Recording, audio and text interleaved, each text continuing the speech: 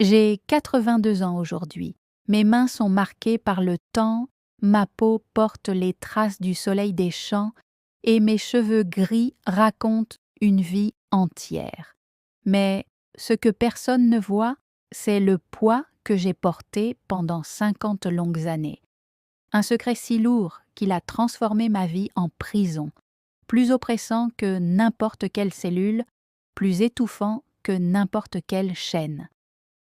Pendant un demi-siècle, j'ai vécu avec un mensonge silencieux. Chaque jour, chaque nuit, chaque sourire forcé était une pierre supplémentaire sur mes épaules. Et aujourd'hui, pour la première fois, je vais raconter ce qui s'est réellement passé. Parce qu'à 82 ans, j'ai enfin compris qu'il n'y a plus de temps à perdre avec les mensonges. Cette histoire commence il y a 50 ans, mais elle ne se termine qu'aujourd'hui. Et ce que vous allez entendre va vous faire comprendre pourquoi certains secrets sont plus lourds que la mort elle-même. Vous pourriez garder un secret pendant 50 ans? Laissez votre opinion dans les commentaires. Dans notre petit village du sud de la France, tout le monde me connaît.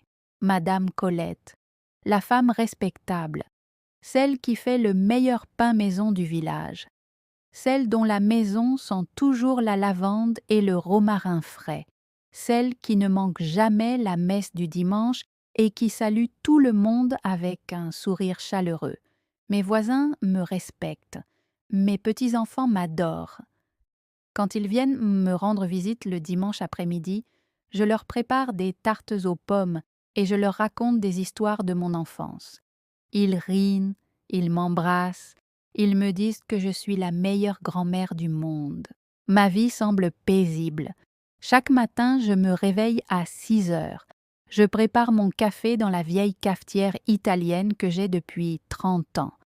Je regarde par la fenêtre de ma cuisine les champs de tournesol qui s'étendent à perte de vue. Le soleil se lève lentement, peignant le ciel en rose et orange. C'est beau, c'est calme. C'est exactement ce à quoi ressemble une vie bien vécue, n'est-ce pas? Mais si vous regardez attentivement mes yeux, vous verrez quelque chose d'autre. Une ombre. Une tristesse profonde que je ne peux pas cacher complètement, même après toutes ces années. Mes mains tremblent parfois quand je suis seule. La nuit, je reste éveillée pendant des heures, fixant le plafond dans l'obscurité. Les gens du village disent que je suis une femme forte. Ils disent que j'ai traversé des moments difficiles avec dignité. La mort de mon mari il y a 10 ans, les hivers rudes, les récoltes perdues, les maladies. Oui, j'ai survécu à tout cela. Mais ce qu'ils ne savent pas, c'est que tout cela n'était rien comparé au poids que je portais déjà. Je souris au marché du village, je participe aux fêtes locales, je brode avec les autres femmes le jeudi après-midi. Je joue le rôle que tout le monde attend de moi. La femme parfaite, la veuve digne, la grand-mère aimante. Mais chaque sourire est un mensonge. Chaque conversation est une performance. Chaque nuit est une bataille contre les souvenirs qui refusent de me laisser en paix. Pendant 50 ans, j'ai été une actrice dans ma propre vie et personne, absolument personne, ne connaît la vérité. Nous sommes en 1975. J'ai 32 ans. Mes cheveux sont encore bruns, mon visage est lisse, mes mains ne sont pas encore marquées par le travail. Je suis jeune, pleine de vie, mariée depuis 8 ans à Robert, un homme que tout le village respecte. La France des années 70 est un pays en transformation, mais notre village reste figé dans le temps. Ici, les traditions sont sacrées. Les femmes doivent être des épouses obéissantes, des mères dévouées. On ne parle pas de nos problèmes, on ne se plaint pas. On sourit et on continue. C'est l'été. Les champs autour du village brillent sous le soleil implacable de juillet. La chaleur est suffocante. L'air est épais, lourd, difficile à respirer. C'est pendant cette période que tout a basculé. Mon mari travaillait dur au champ. Il partait tôt le matin et rentrait tard le soir, épuisé, sentant la terre et la sueur. Nous avions 2 enfants à l'époque, Marc qui avait 6 ans et Sophie qui en avait 4.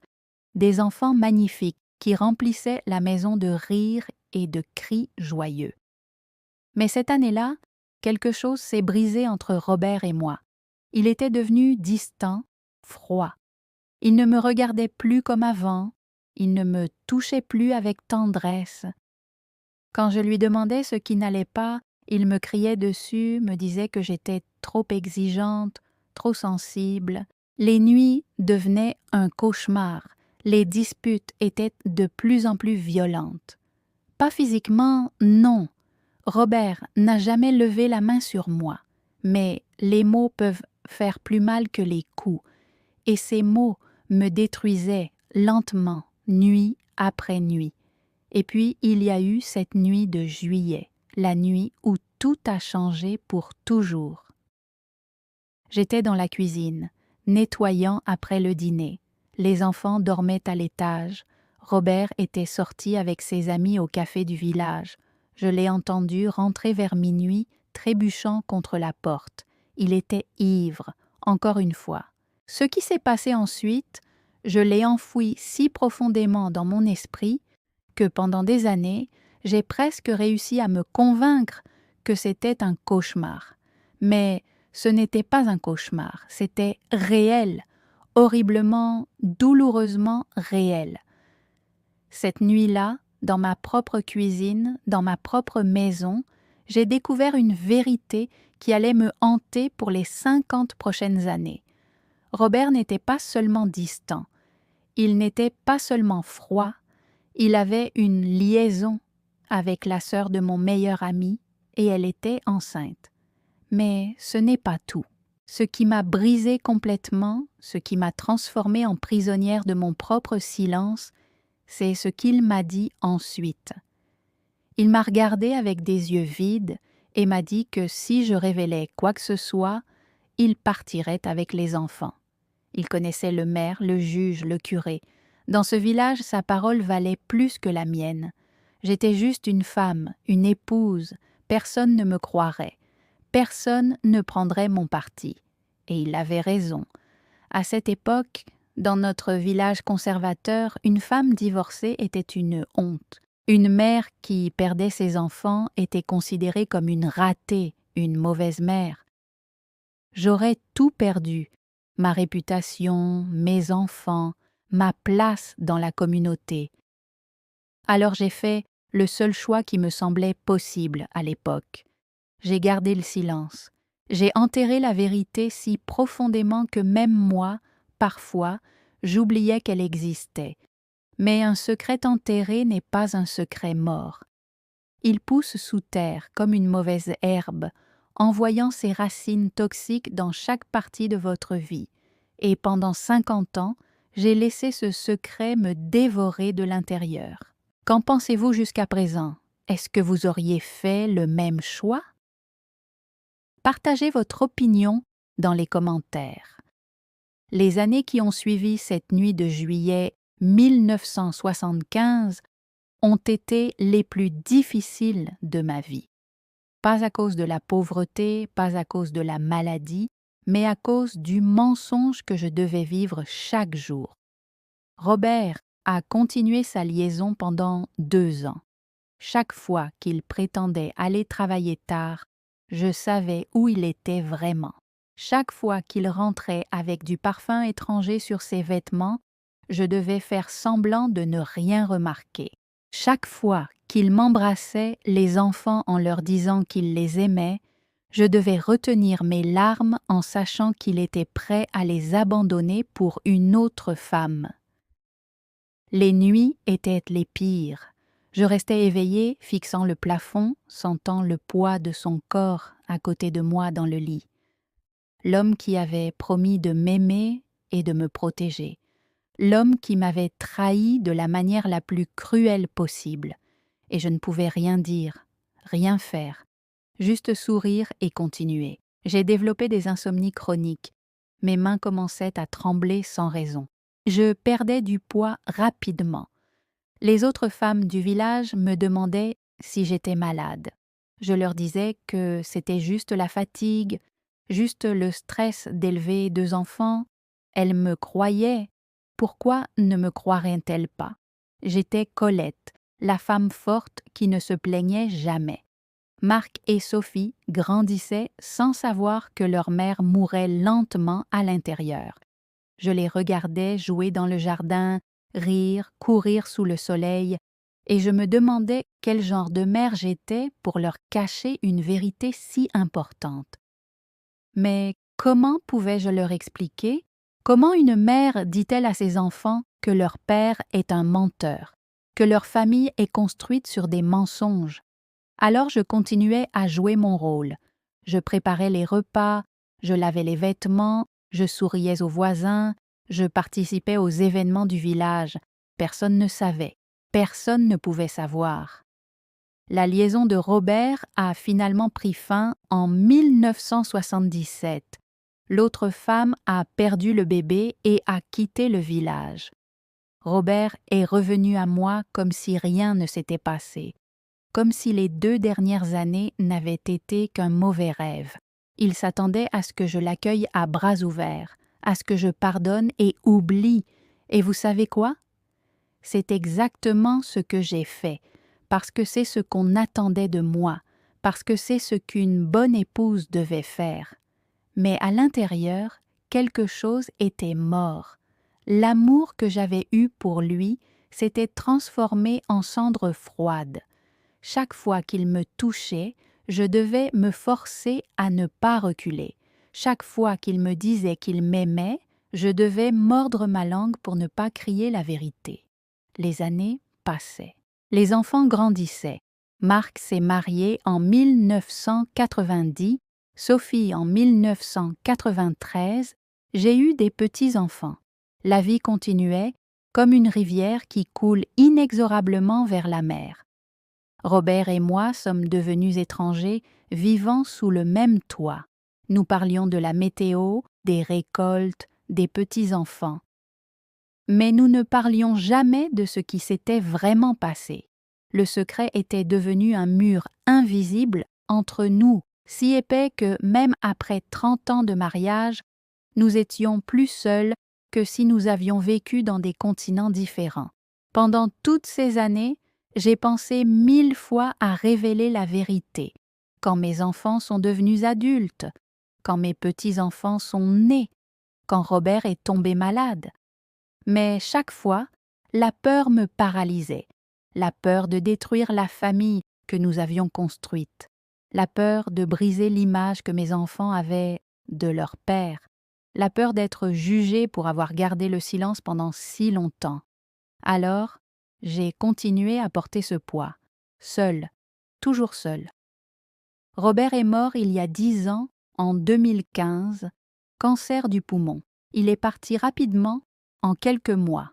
À la fin, allongé dans son lit d'hôpital, il m'a regardé et m'a dit qu'il était désolé. Juste ça, désolé. 40 ans trop tard. Même après sa mort, je n'ai pas pu parler. Parce qu'à quoi bon détruire les souvenirs que mes enfants avaient de leur père? À quoi bon révéler maintenant ce qu'il avait fait il y a tant d'années? Je pensais que son secret mourrait avec lui, que je pourrais enfin être libre, mais je me trompais. Les secrets ne meurent jamais. Ils grandissent, ils mutent, ils deviennent des monstres qui vous dévorent de l'intérieur. Et maintenant, à 82 ans, je réalise que j'ai sacrifié 50 ans de ma vie pour protéger un mensonge. 50 ans de ma vie pour protéger la réputation d'un homme qui ne le méritait pas. Je vous remercie infiniment d'être resté jusqu'ici. Votre présence signifie beaucoup. Et croyez-moi, le meilleur est encore à venir. La partie la plus importante de mon histoire est celle qui va suivre. Le tournant est arrivé il y a 6 mois, le jour de mon 82e anniversaire. Toute ma famille était réunie dans ma petite maison. Mes 2 enfants, Marc et Sophie. Mes 5 petits-enfants. Même mes 2 arrière-petits-enfants, Emma et Lucas, 4 et 2 ans. La maison était remplie de rires, de bruit, de vie.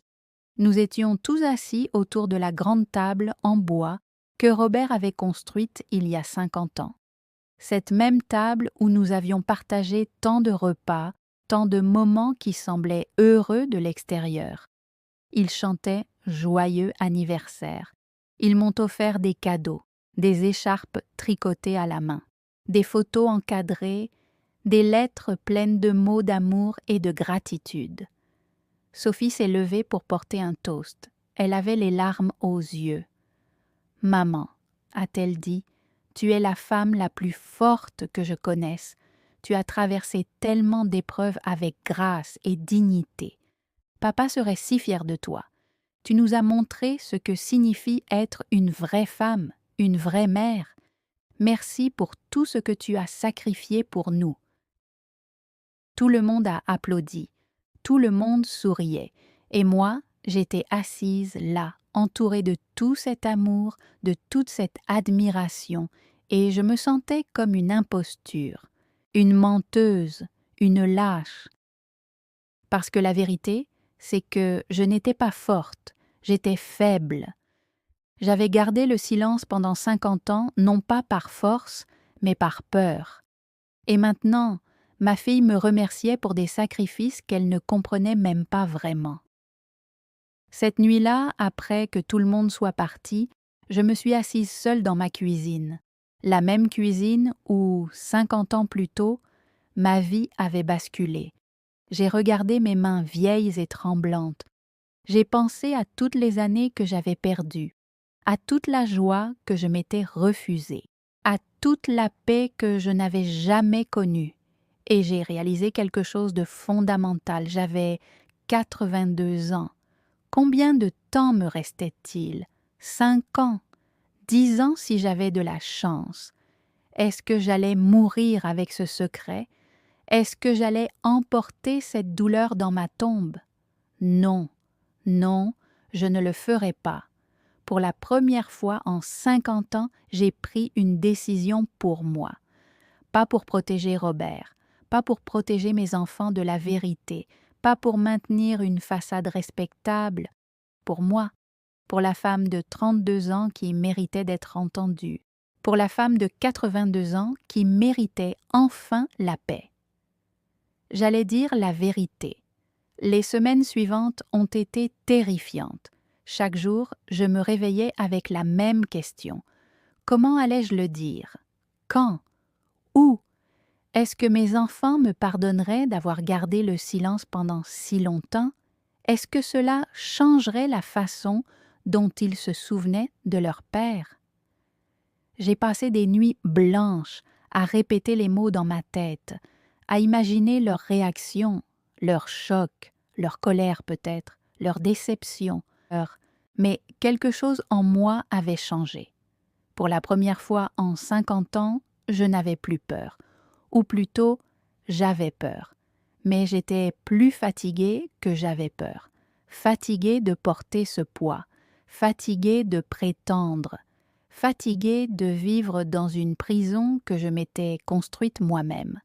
Un soir de septembre, j'ai appelé Marc et Sophie. Je leur ai dit que j'avais besoin de leur parler, que c'était important. Ils ont entendu quelque chose de différent dans ma voix, quelque chose qu'ils n'avaient jamais entendu auparavant. Nous avons convenu de nous retrouver le dimanche suivant, chez moi. Juste nous trois. Les jours qui ont précédé cette rencontre ont été les plus longs de ma vie. Plus longs même que les 50 années de silence. Parce que maintenant, je savais que le moment de vérité approchait. Il n'y avait plus de retour en arrière possible. Le samedi soir, je n'ai pas dormi du tout. Je suis restée assise dans mon fauteuil, regardant la lune par la fenêtre, préparant mentalement ce que j'allais dire.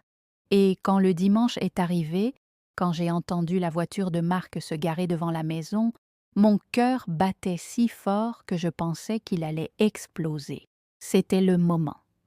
Après 50 ans, j'allais enfin dire la vérité. Ils sont entrés dans ma maison ce dimanche matin avec des sourires inquiets. Marc portait une boîte de pâtisserie. Sophie avait apporté des fleurs fraîches. Ils pensaient peut-être que j'étais malade, que j'avais de mauvaises nouvelles médicales à partager. Ils ne pouvaient pas imaginer ce qui allait réellement se passer.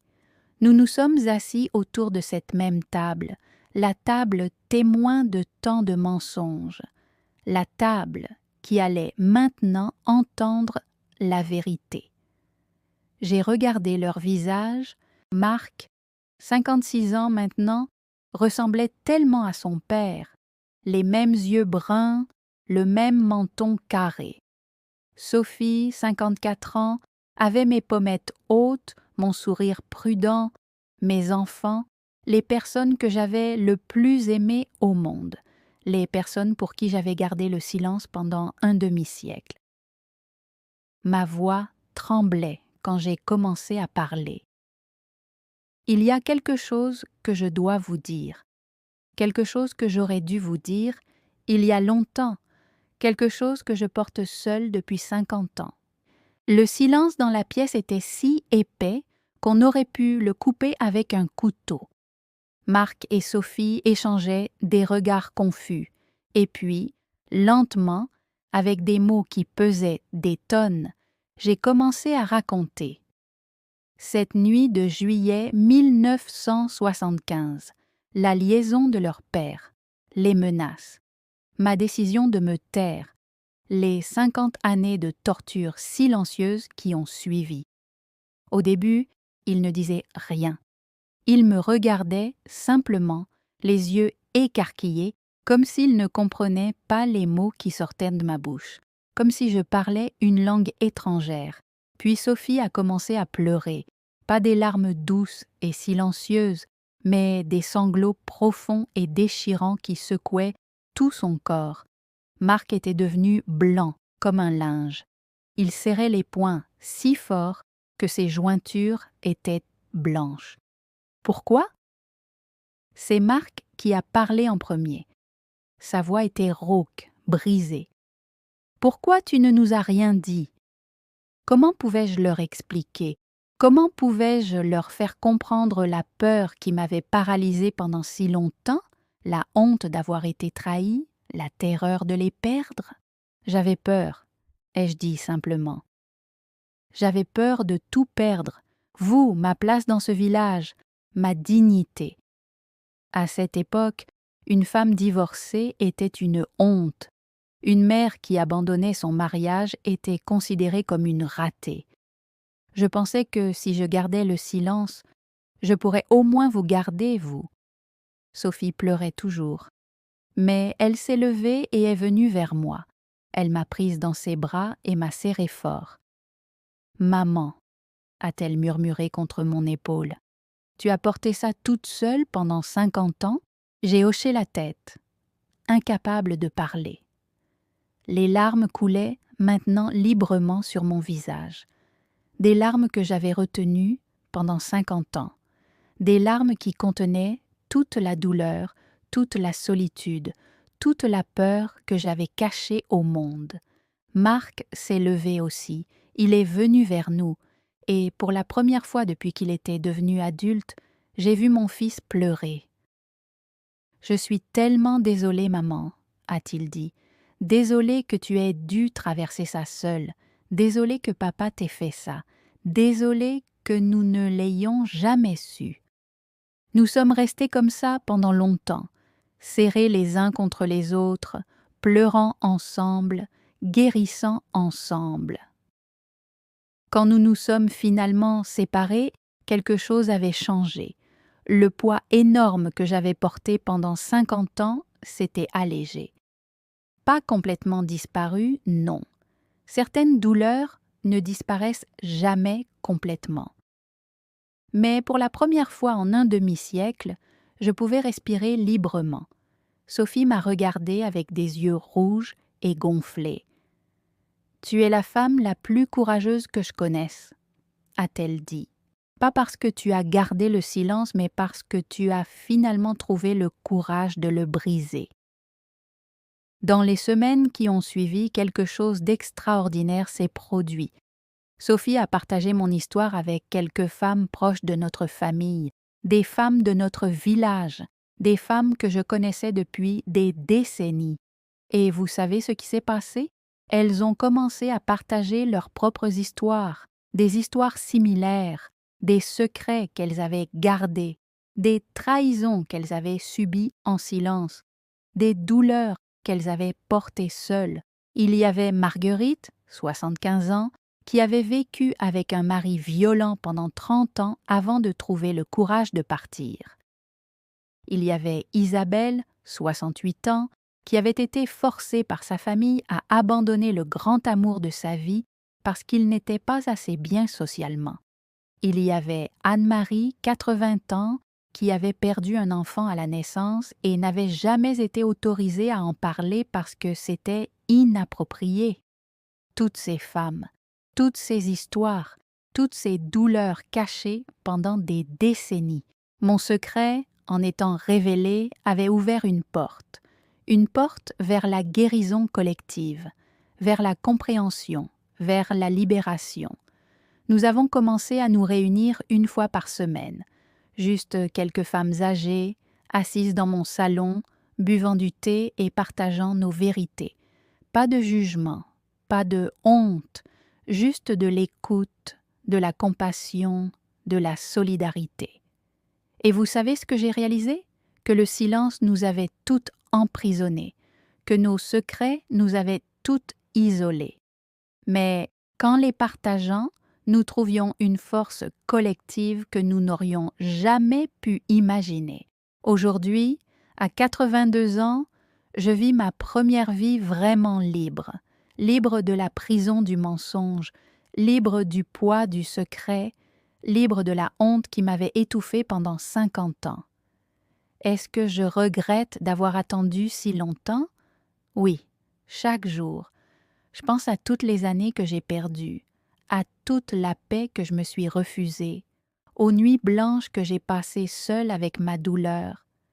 Mais je ne peux pas changer le passé. Je ne peux qu'honorer cette femme de 32 ans qui a fait ce qu'elle pensait être le mieux avec les outils qu'elle avait à l'époque. Et je peux honorer cette femme de 82 ans qui a finalement trouvé le courage de briser les chaînes.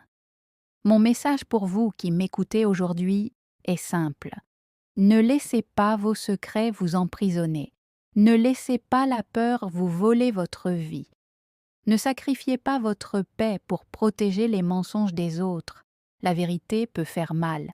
Elle peut être terrifiante à révéler. Mais le silence fait encore plus mal. Le silence est une prison dont vous seul détenez la clé. Et il n'est jamais trop tard pour ouvrir cette porte et marcher vers la liberté. Cette histoire nous montre que jamais il n'est trop tard pour chercher la libération et que parfois le plus grand acte de courage est simplement de dire la vérité. Même après 50 ans, même quand ça fait peur, même quand le monde entier semble nous dire de rester silencieux. Et vous, qu'en pensez-vous? Y a-t-il un secret qui pèse sur votre cœur, une vérité que vous avez peur de révéler? Partagez votre réflexion dans les commentaires ci-dessous. Votre histoire peut aider quelqu'un qui traverse quelque chose de similaire. Votre courage peut inspirer quelqu'un d'autre à trouver le sien.